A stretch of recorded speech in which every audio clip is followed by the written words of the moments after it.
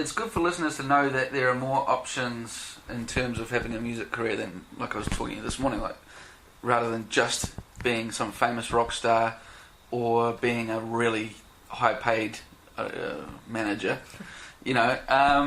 So yeah, what drew you to working with events? Well, you know, I had dreams of being a rock star, and I think I fancy myself as a lead singer, but I played drums, and I'm not very good at singing, and I was never really good enough at drums. But music's always really inspired me, and the arts as well, and you know, I just was never going to be good enough to be on stage, so I thought, how can I inspire people with music and arts? I will facilitate events, I will put on concerts, I'll put on festivals, I'll put on plays, theatre, whatever, and I will inspire people the same way I've been inspired by my favourite musicians and artists. Yeah. And who are they? My favourite musicians At the moment, and artists? yeah. Oh, Christ. I'm not sure I could... I would be here all night. I'm very, very much into my heavy metal, so, you know, my favourites are along the lines of, like... Lamb of God, Hacktivist, Agony Scene, After the Burial, Animals as Leaders, Between the Buried and Me, those kind of bands. But to be perfectly honest, anyone who's original and putting on a good show, I'm more than happy to be there and watch and listen to, and even, you know, promote and try and get them out there. At the moment, I'm helping out a band called the Penny Dreadfuls.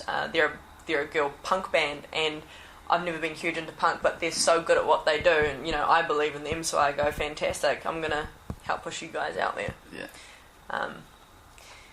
Yeah, wicked. Yeah. And that gives a few... People can check them out too. A few different bands for people to check out. Yeah. Oh, Rishlow's a great one too. Oh, so good. Yeah. I've got to have a listen. So you've studied events management as well. I wasn't going to ask this, but what's your opinion on study? And also, where did you study, and was it positive for you? Study's a really interesting one, especially in our industry, because I think there's kind of two ways you can look at it. There's one, for what I do, is in terms of events, you can go, oh, look, you're going to be the most highly qualified person on site, and no one's going to care as long as you get the job done. Whereas if you go higher, say you want to be in corporate event management, or if you want to work for the government, or like AT, for example, if you don't have a qualification behind you, it's going to be a lot harder to get the job. Mm-hmm. So studying will really depend on where you want to get. If you want to be a roadie, or if you want to be a crew person or on site for the rest of your life, don't worry about it, to be perfectly honest. If you want to maybe start there and move up to bigger and better things, I would say get some study. I actually started out, my career was in PR.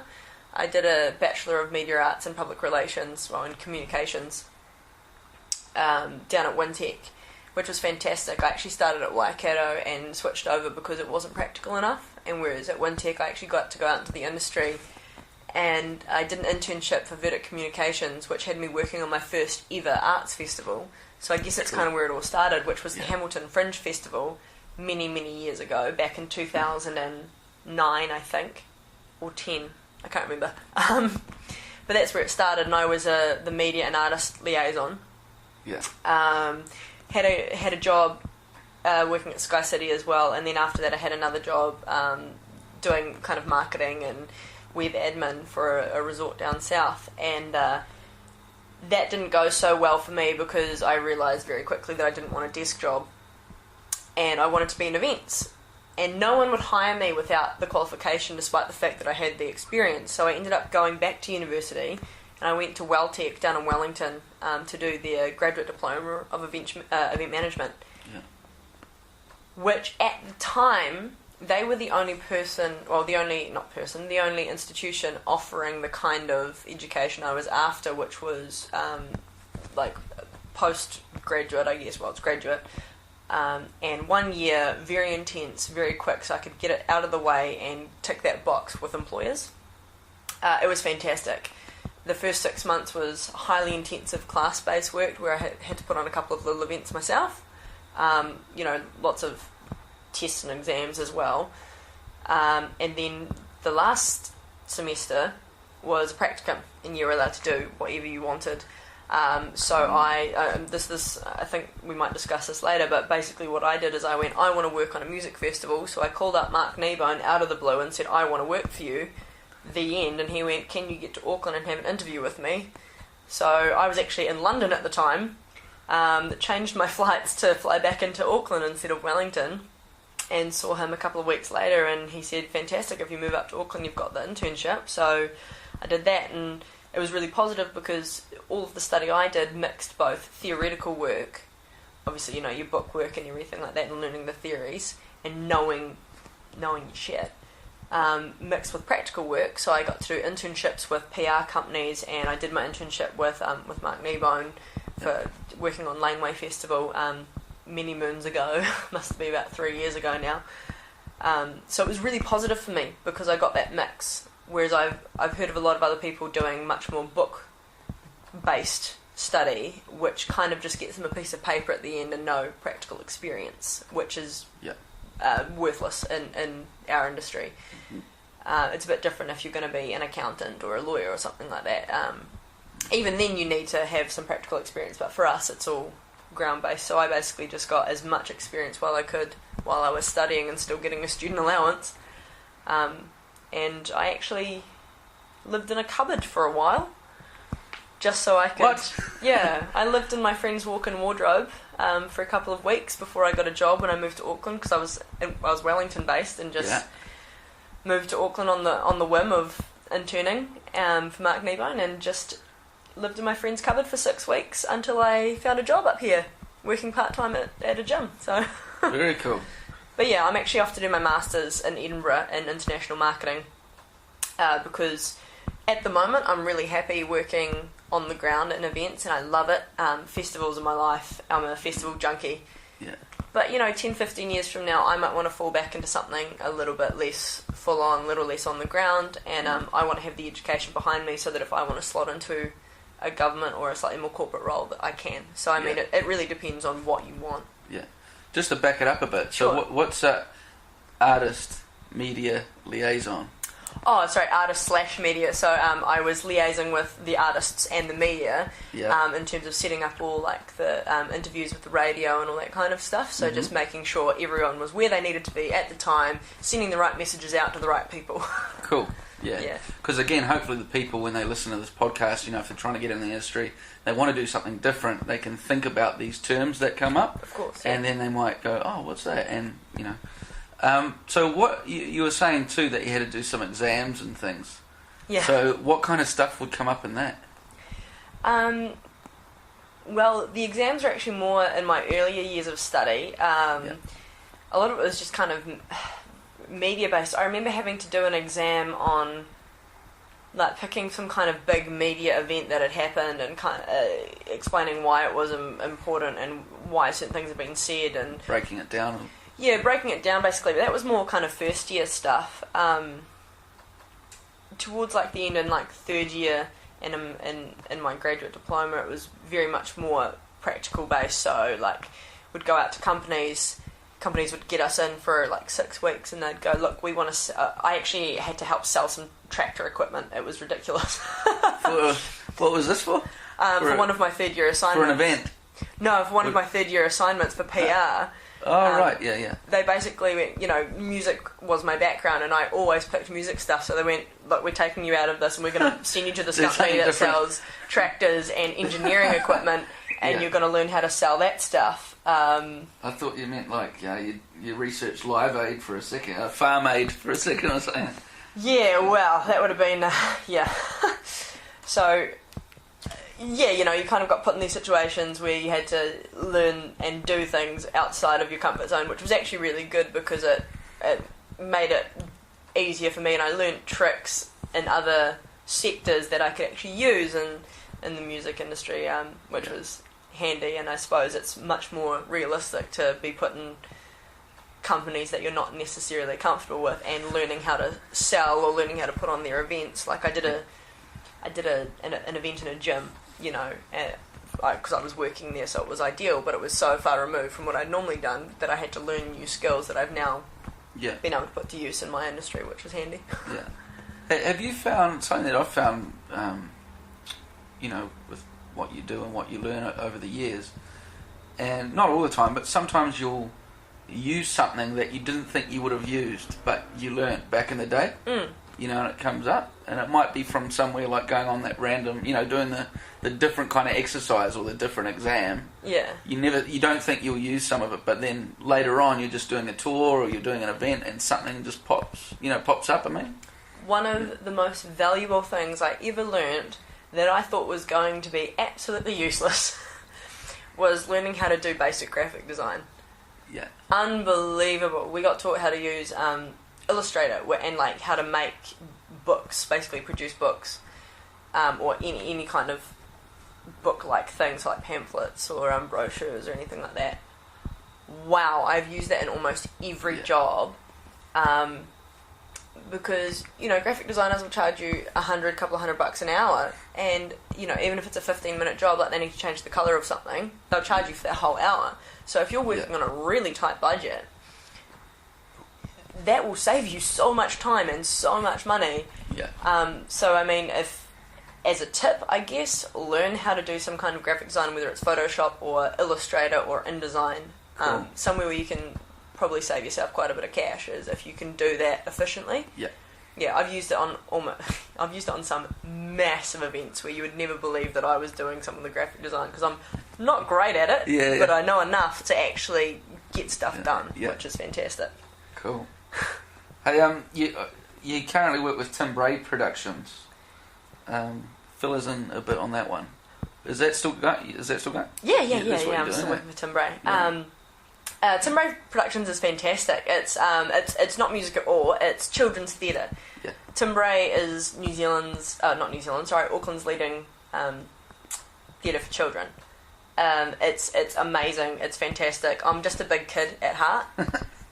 And there's nothing more exciting than putting on shows for kids, because they're just so enthusiastic. Yeah. My role with them is their production and marketing manager, which is probably, again, a very good example of this mix of kind of theoretical and practical work, where I spend a lot of time in the office doing marketing work, and that's very much desk-based, and then I switch and I go and I help put on the production, I put on the production and make sure that everyone's doing what they need to be doing. Yeah. That all of our designers are all working together, that rehearsals are happening, the actors have their schedules, I do their contracts, make sure that tech's happening, lighting's being rigged, all that kind of stuff. And these are all the actors are kids? No, it's professional theatre. Yeah, it's for children. Yeah. So it's professional theatre. Yeah. But it's for children. That's wicked. Yeah, that's cool idea. It's fantastic. And we have an educational season, which is the last week of term. Yeah. It's so much fun. School, either whole schools come in or the classes come in, and it's fantastic. Yeah. There's nothing more. You just kind of turn into a child yourself when you're. The first show I ever saw for them was the Santa Claus show last year, and you've got hundreds of children around you screaming, "Santa, look behind you! Quick, look behind you!" And it kind of takes you back as well, and it's that throwback to me, and for me, how I said before, I do the events that I do because I want to inspire people, and for me, theatre and arts as well as music is all part of that. Yeah, hard out. Get them young.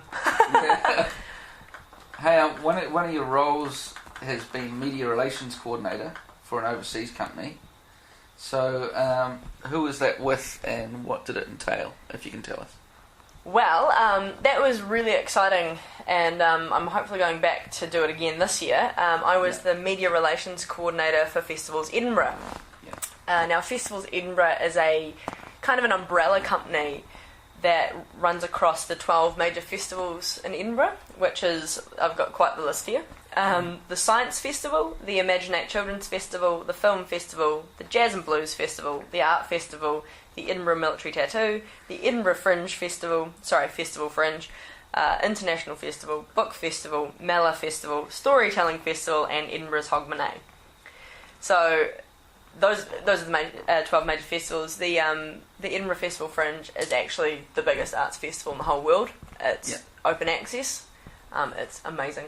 It's just, the atmosphere there is wild. My role is to come in and help the press officer for them we invite journalists, local and international journalists, to come over and experience Edinburgh in August, where 5, sometimes 7, depending on dates, festivals are all happening at once. So we invite them over to Edinburgh to have a cross-festival experience and experience Edinburgh as a festival city. Yeah. So that they'll then go back to their countries or towns or cities and spread the word of Edinburgh as a festival city in its entirety. So all of the festivals then get a bit of PR from it. So it's quite, again, it's that very much that split of what I do, where half of my job is desk based and half of it's on the ground. It's a contract role that goes over the summer. So in July it'll be, very heavily desk based, pitching to journos, talking to them on the phone, getting them to come over, writing up itineraries for them, and then in August they're on the ground. We pick them up, we look after them, we host them, we take them to all these shows, we take them to all these exciting things. And see, that's an example too of supporting other events, rather than trying to crush them. Or not that I'm implying anything, but you know what I mean. Some people have the mentality of, that's another bigger event, we have to compete with that. Whereas if you actually support each other, it works out a whole lot better, doesn't it? Well, it turns out to be one of the biggest things in the world. Oh, exactly. It's interesting you say that, because I can't remember exactly how long Festivals Edinburgh's been around. I want to say 5 or 7 years, but I might be wrong there, so don't quote me.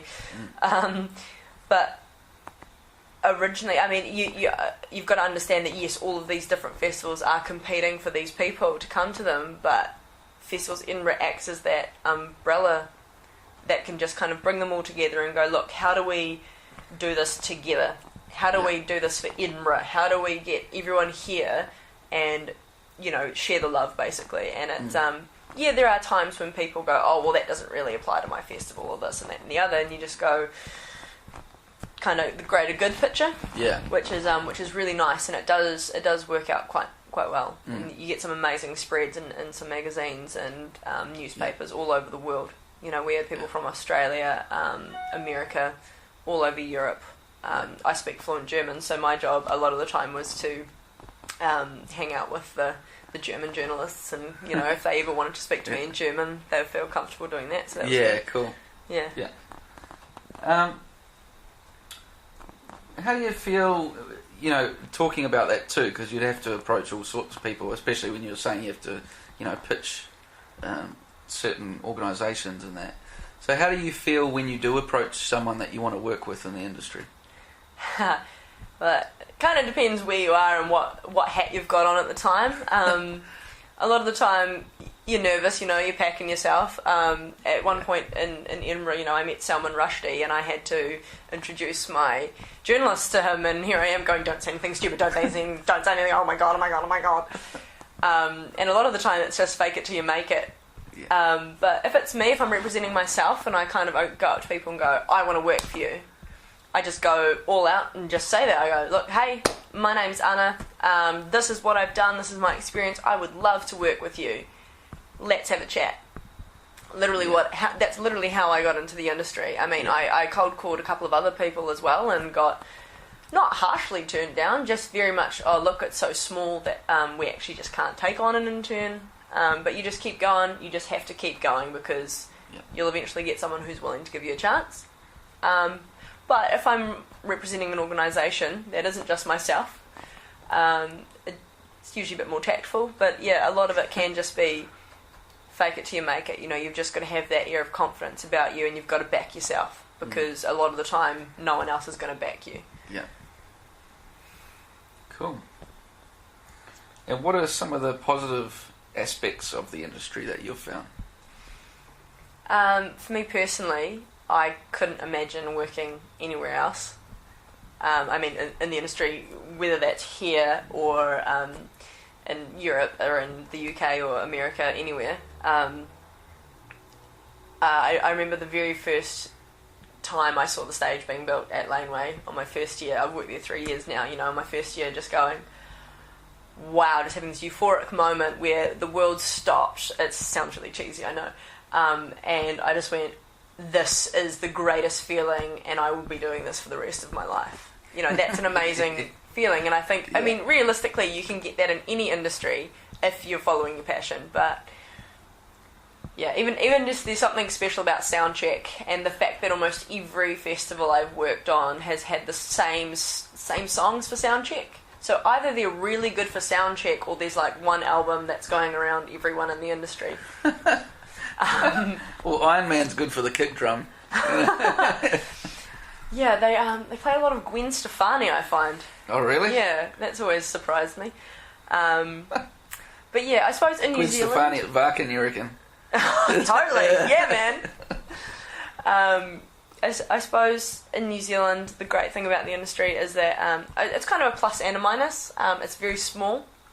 So if you're good at what you do and the right person's willing to, put their name to you and say, yeah, I'll give you a reference, then it's really good because you can go and work on a lot of really awesome events, so that's really fantastic. I mean, that's also can be a negative because it's such a small industry and everybody knows everyone. Yeah. What else? Positive aspects about our industry. You meet some really interesting people. And interesting is the best word for it. You meet some amazing people, some really inspirational people, some people who you never thought would be the way they are. One of the nicest people I've ever met was Gautier. Just such a little sweetheart. You'll meet some absolute arseholes. You'll be treated like crap. You'll be, and then some of the most interesting people I've ever met are roadies. They just have the greatest stories, and they're usually just really nice. Yeah. Because they have to deal with so many people all the time, Yeah. There's there's some really good roadies out there. Yeah. And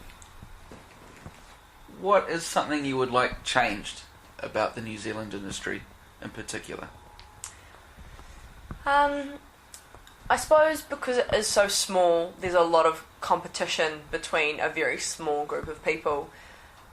And I think you'll find this anywhere in small places. I mean, it happens in Edinburgh as well, that there's a lot of tall poppy syndrome, which is unfortunate because you kind of find there's a small group of people who are at the top and it can be quite hard to get in there.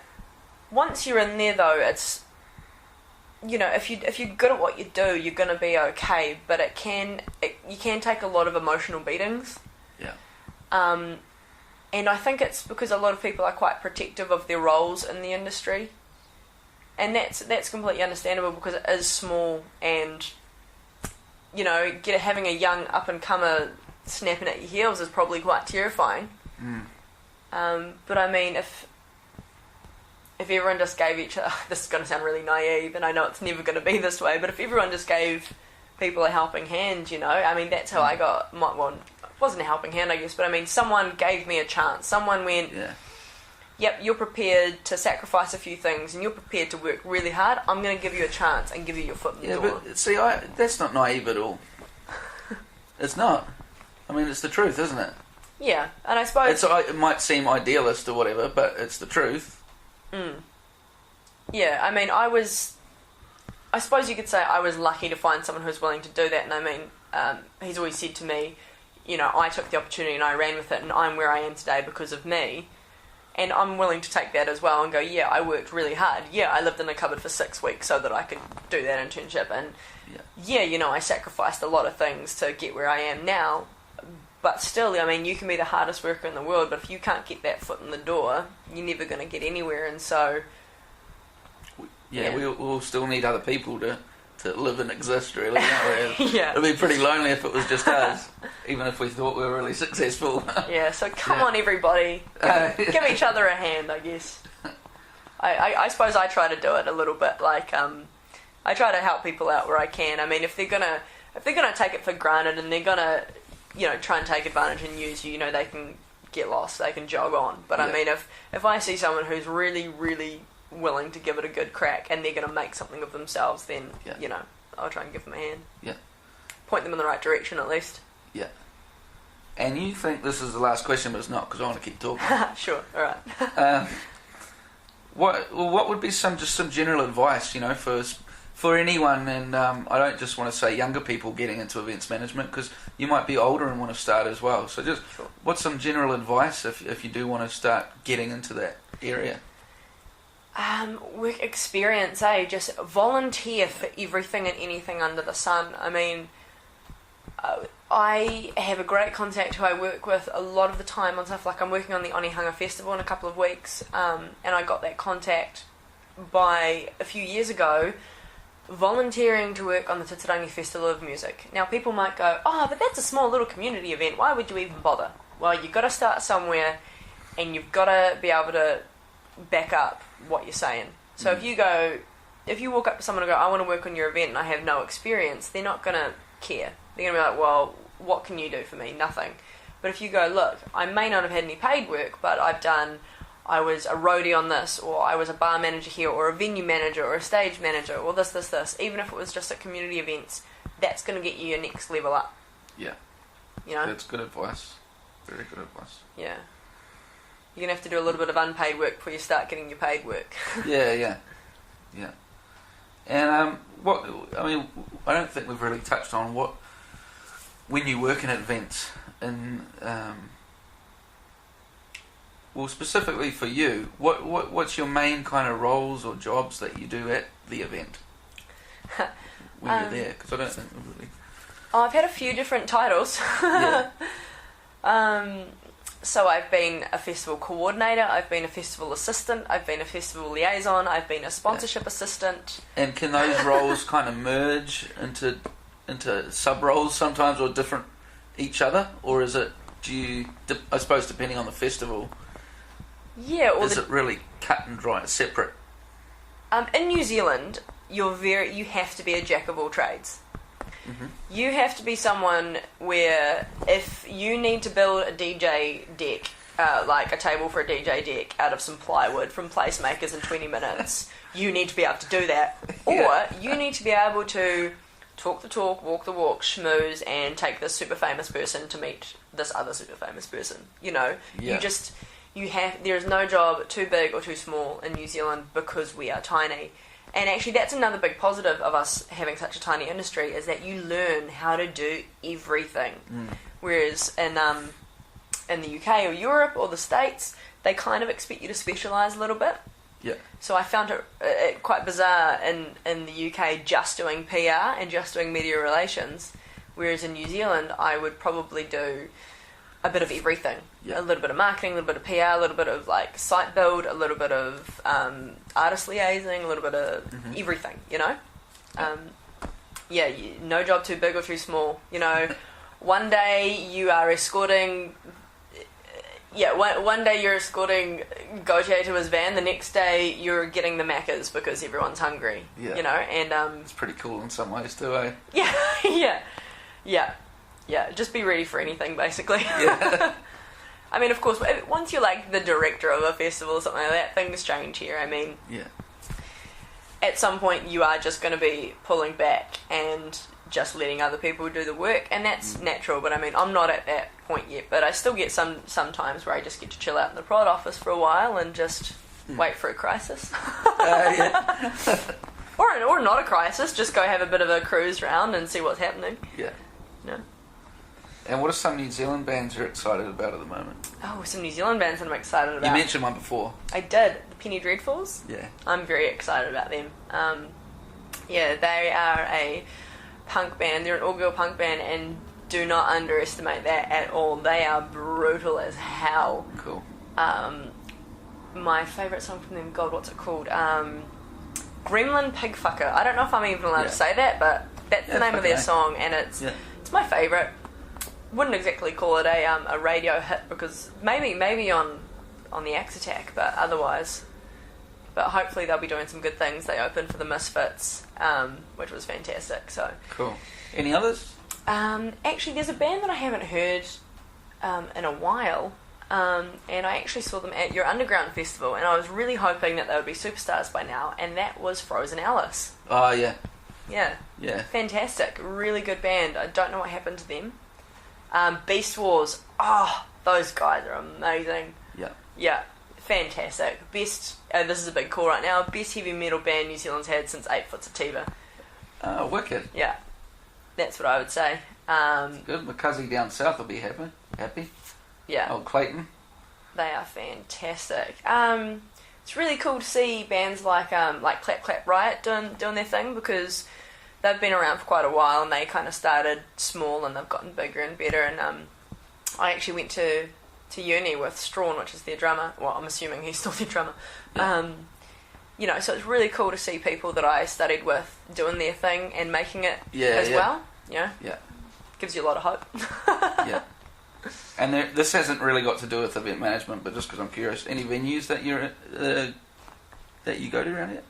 Yeah, tried and true, absolutely love the King's Arms. That's because, of course, like I said before, I'm a meddler from way back. You know, it's such a good place. One of my little favourites is the Lucha Lounge. Yeah. I love the Lucha Lounge. It is such a gorgeous little place. It's so cute and quaint. And actually, two other bands that I'm going to mention that I think are just fan-freaking-tastic are the Rum Coves.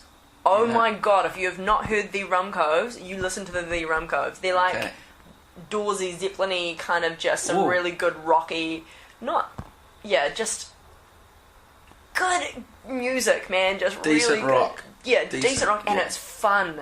Yeah, cool. And very, very good. Write them down. I think there's a song. I think it's called Time Passes.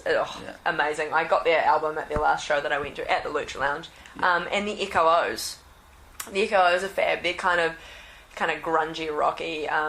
Vicky, their lead singer, is just such a babe. Like in every aspect, great voice. 1,200 people are going to turn up next week now. Yeah, exactly. Like she's gorgeous too. Like don't get me wrong, like just in every aspect of music, you know, she's just a classically cool rock chick, real sweetheart.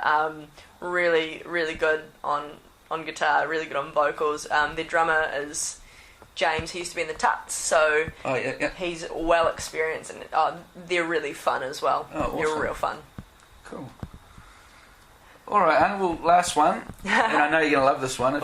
If you had a magic microphone and everyone in the industry could hear you, but you could only say one sentence, what would that be? I look forward to working with you one day. Awesome, wicked.